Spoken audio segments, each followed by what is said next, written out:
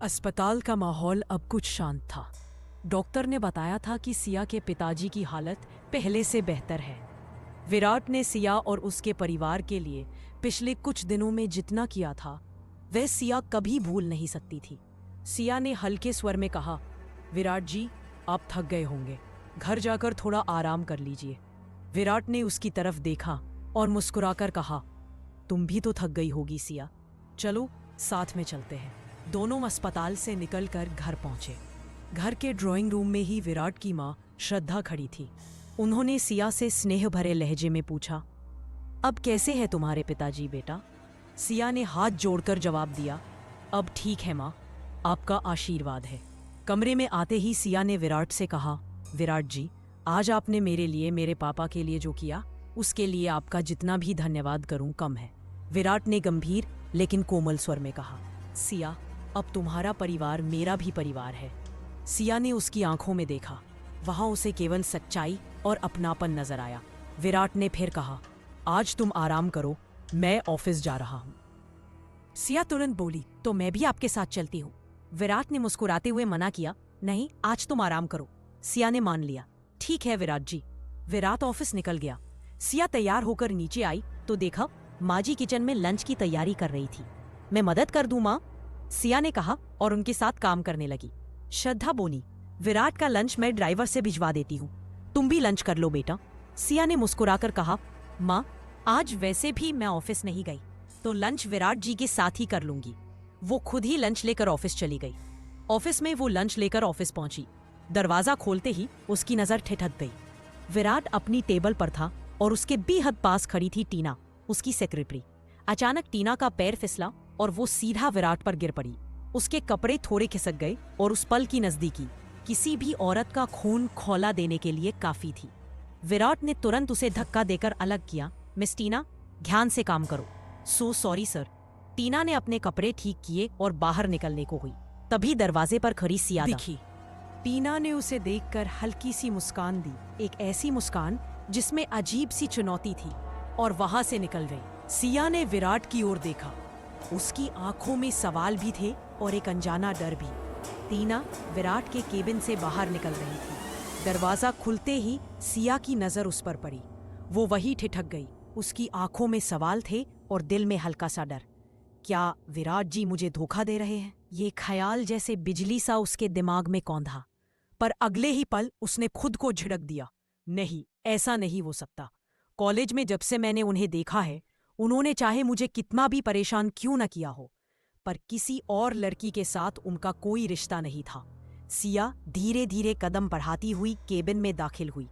वो बैठने ही वाली थी कि विराट ने उसकी तरफ देखा और हल्की मुस्कान के साथ पूछा, तुम क्यों परेशान लग रही हो? सिया ने चुपचाप उससे खाना लिया और धीरे से बोली, विराट जी, टीना यहाँ क्या कर रही थी?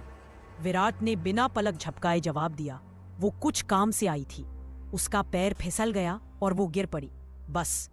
सिया उसकी आंखों में देखने लगी, जैसे सच पढ़ने की कोशिश कर रही हो।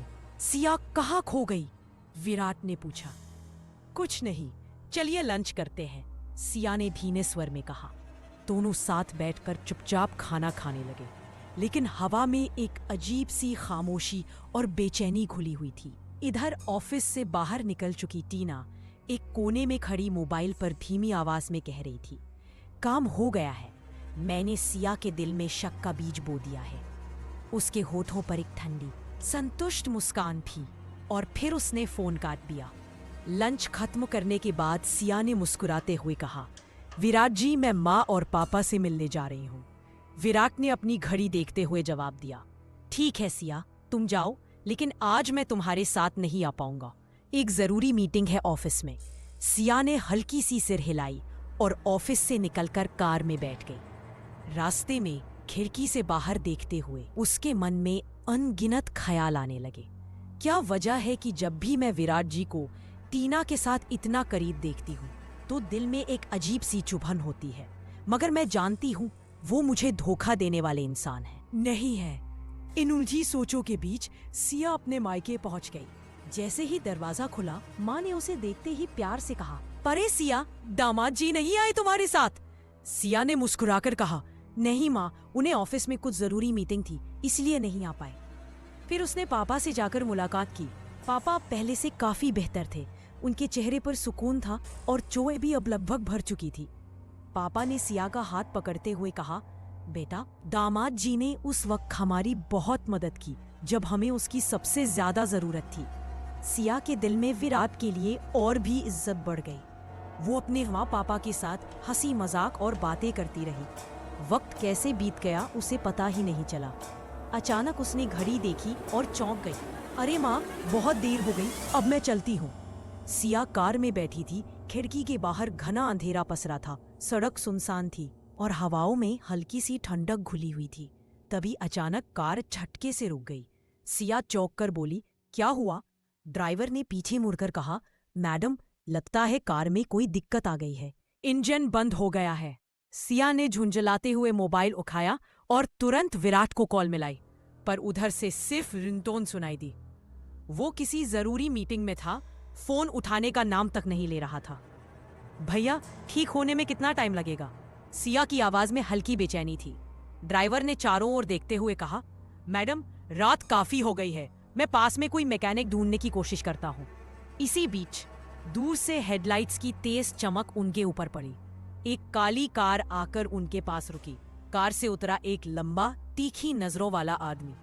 उसकी चाल में एक अजीब सी ठहराव और खतरनाक सुकून था।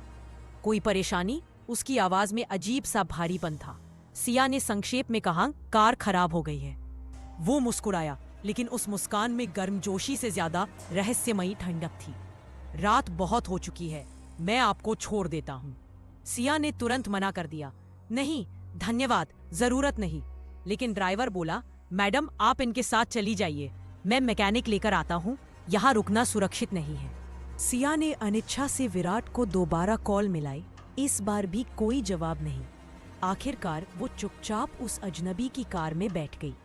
नाम? उसने गाड़ी स्टार्ट करते हुए पूछा। सिया। उसने हल्की हंसी के साथ जवाब दिया, विजय, विजय रंधावा। ये नाम सुनते ही सिया को कुछ जाना पहचाना सा लगा, जैसे पहले कहीं सुना हो, लेकिन वो याद नहीं कर पाई। कुछ ही देर में गाड़ी सिंघानिया मैंशन के सामने रुकी। जैसे ही सिया उतरी, एक और कार तेजी से आकर रुकी। वो विराट था। वो सिया को किसी और के साथ देखता ही उसकी आंखों में खून उतर आया। तेज कदमों से वह आगे बढ़ा, लेकिन जब उसकी नजर उस आदमी पर पड़ी, उसके जबड़े भींच गए। विजय रंधावा। उसकी आवाज में नफरत टपक रही थी। तुम यहाँ क्या कर रहे हो? विजय ने बिल्कुल शांत भाव से, जैसे उसे उकसाने में मजा आ रहा हो, कहा, घर आए मेहमान से ऐसे बात करते हो सिंघानिया? सिया ने जल्दी से सफाई दी। कार सुनसान रास्ते पर खराब हो गई थी। इन्होंने बस मदद की थी, विराट जी। विराट ने उसे एक लंबी, गहरी, सर्द नजर से देखा, जिसने गुस्सा, शक और अजीब सा अधिकार मिला हुआ। विजय मुस्कुराया, एक कदम पास आया और धीरे से बोला, मैं चलता हूं मिसेस सिंघानिया। वो सिया की आंखों में ठहरी एक झलक पकड़कर गाड़ी में बैठा और चला गया। विराट वहीं खड़ा था, उसकी मुट्ठियां भींची हुई, आंखों में तूफान उमड़ रहा था। उसके लिए ये सिर्फ एक मुलाकात नहीं थी, ये एक चेतावनी थी। विजय अपने कमरे में बैठा ठंडी मुस्कान के साथ सोच रहा था, बस कुछ ही दिन और, सिद्धार्थ सिंघानिया। मैं तुम्हारे दोनों बेटों का घर जला दूंगा, उनकी खुशियां, उनका चैन, सब छीन लूंगा। उधर विराट की नजरें सिया पर आग बरसा रही थी। उसने धीमे मगर खतरनाक लहजे में कहा, अंदर जाओ।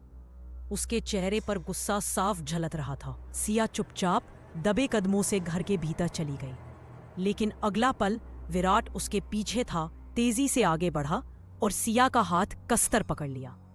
क्यों आई तुम उसके साथ? उसकी आवाज धीमी थी, लेकिन हर शब्द में जहर घुला था। तुम पहले से जानती हो उसे, सिया ने कांपते हुए कहा। विराट जी, मैंने आपको बताया था, गाड़ी खराब हो गई थी, वो बस मदद कर रहा था। विराट का गुस्सा और भी। उसने उसका हाथ और जोर से दबाया। आंखों में पागलपन सा उतर आया। तुम सिर्फ मेरी हो सिया, किसी और का तुम्हारे पास आना मौत को न्योता देने जैसा है। सिया की आंखों में डर था, लेकिन उसने धीमे स्वर में कहा, उसने सिर्फ मदद की थी विराट जी, और कुछ नहीं। विराट ने अचानक उसे अपनी ओर खींच लिया। उसकी सांसें सिया के चेहरे से टकरा रही थीं और आवाज में धमकी साफ सुनाई दे रही थी। आज के बाद अगर तुम्हारे आसपास भी विजय रंधावा नजर आया तो मैं नहीं जानता कि मैं क्या कर दूंगा। अगले ही पल उसने उसका हाथ झटका और छोड़ दिया, फिर बिना पीछे देखे गुस्से में कमरे से बाहर चला गया। सिया वही खड़ी रह गई, दिल तेजी से धड़क रहा था। उसे समझ नहीं आ रहा था कि ये प्यार है या कैद। सिया कमरे में बैठी थी, खिड़की से आती ठंडी हवा उसके चेहरे को छू रही थी, लेकिन मन में बेचैनी थी। क्यों हर बार जब भी मैं विराट जी के करीब आती हूँ कुछ ना कुछ ऐसा हो जाता है कि हमारे बीच फिर दूरी आ जाती है। मैं नहीं चाहती कि वो पहले की तरह ठंडे और बेरुखे हो जाए। वो सोच में डूबी थी कि तभी नौकरान दरवाजा खटखटाकर अंदर आई। मैडम, आपका पार्सल आया है। सिया चौंकी। पार्सल? किसने भेजा? नौकरानी ने सिर हिलाया। नाम नहीं लिखा, बस आपको देने को कहा। उसने पार्सल सिया के हाथ में थमा दिया। सिया के दिल की धड़कन तेज हो गई। इस पैकेट में क्या है और किसने भेजा है? स्टडी रूम उधर। स्टडी रूम में विराट फाइलों में डूबा था कि तभी उसका फोन बजा। हाँ विराज भैया। विराज की आवाज में तनाव था। विराट, मुझे लग रहा है विजय हमारे परिवार के खिलाफ कुछ बड़ा प्लान कर रहा है। विराट की नजर अचानक सख्त हो गई। आज सिया की कार रास्ते में खराब हो गई और संयोग से विजय वही आ गया। भैया, ये इत्तेफाक नहीं हो सकता। विराज ने ठंडी सांस ली। विजय पर नजर रखनी होगी। वो बिजनेस की दुश्मनी में हमारे परिवार पर वार करने की सोच रहा है। कब, कैसे, ये अब तक साफ नहीं है। तुम घर की सुरक्षा बढ़ा दो और हाँ, सिया का खास ख्याल रखना। विराट की आंखों में ठंडा मगर खतरनाक इरादा झलकने लगा। विजय, जो भी चालें चल लो, मैं तुम्हें कभी सफल नहीं होने दूंगा। उधर विजय किसी अंधेरे कमरे में बैठा था। उसके सामने एक आदमी खड़ा था और विजय उसके हाथ में मोटी गड्डी ठूंस रहा था। सिया की कार खराब करनी थी। हो गई? आदमी मुस्कुराया। हाँ सर, सब प्लान के मुताबिक हुआ। विजय की आंखों में अजीब सी चमक थी। जिंदगी में कुछ भी यूं ही नहीं होता, हर इत्तेफाक को बनाना पड़ता है। अगर आपको ये कहानी पसंद आई हो तो चैनल को जरूर सब्सक्राइब करें और नई कहानियों की नोटिफिकेशन पाने के लिए बेल आइकन दबाएं। आपकी सपोर्ट ही हमारी सबसे बड़ी ताकत है।